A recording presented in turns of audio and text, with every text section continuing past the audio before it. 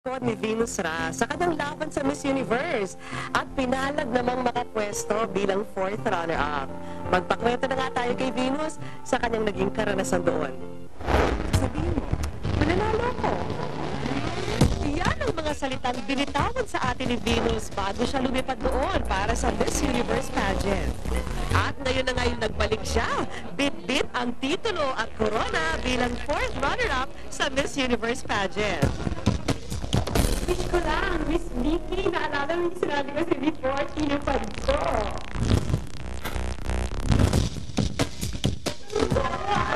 Pananalo ka, talagang pananalo ka. This is for you. Proud ako sa'yo. Sobrang naging matamis ang muli naming pagkikita ni Venus. Venus, parang ganda. What a journey it has been, di ba? Favorite ko po yun. What a journey it has been. Ganda, di ba? Sige nga, ano pa? Yun lang po ang alam ko. Yun lang po ang alam ko. Pwede ka, ha? Ang galing na. Kantahin mo nga. Wish ko lang. Sige, wish ko lang. Wish ko lang. Oh, di ba? Yay! Palakpakan! Wala, pwede to. Ayan, sige. Bago tayo magsimula, narito ang isang munting balik-tanaw sa mga pinagdaanan mo. At siguro ngayon, iba, no? Pag napanood mo yung mga pinagdaanan mo, siguro. At syempre, bukod sa mga kwento niya tungkol sa Miss You, napag-usapan din namin ang una naming pagtatagpo dito sa Wish Ko Lang. Dito na bumuhos ang emosyon ni Venus. Lalo na nang mapag-usapan ang tungkol sa kanyang ina. Anong pinaka-touching part nitong video na to na habang pinapanood mo ngayon? Yung si mama ng palay, tapos parang sinasabi ko na ayoko na ulit maranasan nila yung mga paghihirap nila before, nung mga bata pa kami, na parang ganun pala kami dati, na parang oh my God. Kasi po nung umalis ako, nung pumunta ako ng Miss Universe, parang ang tagal nga rin po. Sobrang na-miss niya daw ako. Parang gusto ko na rin kitang, nami-miss ko yung mga paglalambing mo dati. Lambing ka kasi sa mami mo. Sobra po. Tapos ngayon medyo pagpagod ka kasi, parang wala ka rin masyadong time. Tapos gusto mong matulog na lang. Parang siguro gusto niya rin before matulog, maglambing-lambing muna kayo. Tapos hindi ko na masyado nagagawa yun. Sorry. Pero I will try my best na ibalik kung ano man po yung Venus dati na sinasabi niya. Sabi niya, parang ikaw ang isa sa pinakamabait na anak ko. Parang ganon. Ikaw ang bunso. Ikaw yung parang wala pang pamilya na ina-expect ko na, alam mo yun, parang magbibigay sa kanya nung love na hinahanap niya sa mga anak niya. So, gagawin ko yun mo, promise. So ngayon, anong nakikita mong dahilan? Di ba sabi natin, parang every crisis happens for a reason. Anong nakikita mo?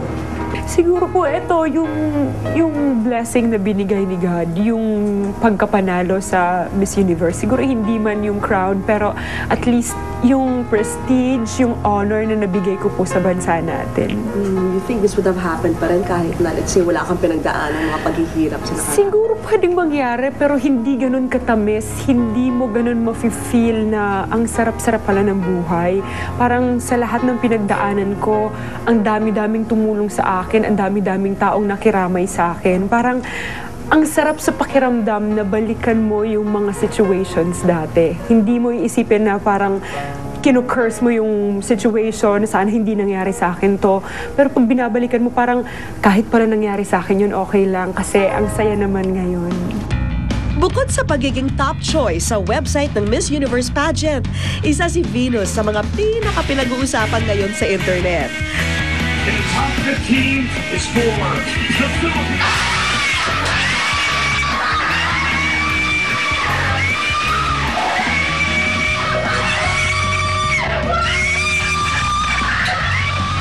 Kumalat din ang video nito ng mga fans niyang bading.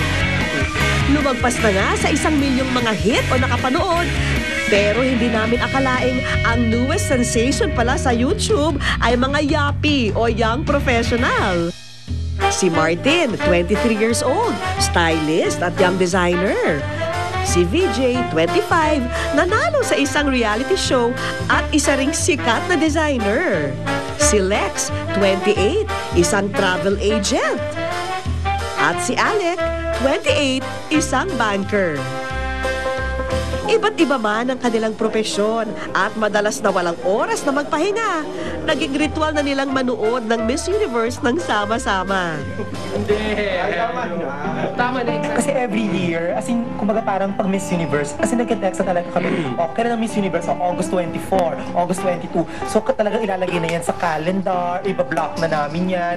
Yung iba nagsisick leave na talaga. Sick leave talaga. Kasi iba, nagsasakit, I'm sorry, pero nagsasakit-sakita. Yung iba naman uma-absent talaga.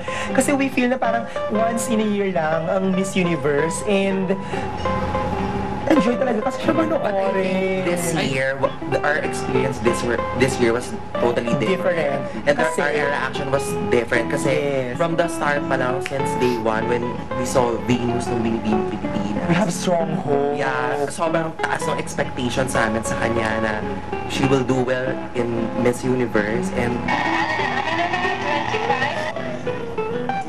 Normal lang daw na maituturing para sa kanila ang nasabing video. Magkataon lang na naisipan nilang i-document ang kanilang panunood. Kasi iba kasi yung feeling kapag nanonood ka na magkakasama kayo, kaya sa mag-isa ka lang nanonood sa TV na chinichil mo yung sarili mo, kaya compared na magkakasama talaga kayo na hampasan kayo talaga ng una, talaga anong ganyanan talaga kayo. Mas masarap yung feeling na yun, mas na-enjoy yung talaga. share niyo yung list niyo. And it's also a bonding moment. Pero hindi nila maikakaila ang pagmamahal nila sa mga beauty contest, lalo na nang masubaybayan nila ang buhay ni Venus. Ang buta ay sumasagisag ng kapayapaan at ang pula ay sumasagisag ng katapangan ng mga Pilipino. Maraming salamat. Maraming Siyempre nasasabi. pero at the same time, marami din naman nagmamahal sa kanya. Pero hindi yung taga dito. Hindi yung taga dito. Siyempre, kumbaga parang alam kasi nila na strong si Venus, di ba? So, they're doing their best para siraan talaga si Venus. So, siyempre mga kami, hindi kami papayag. So, super tanggol to the maximum level talaga. Okay. We love you, Maria Venus Rock 22 Philippines!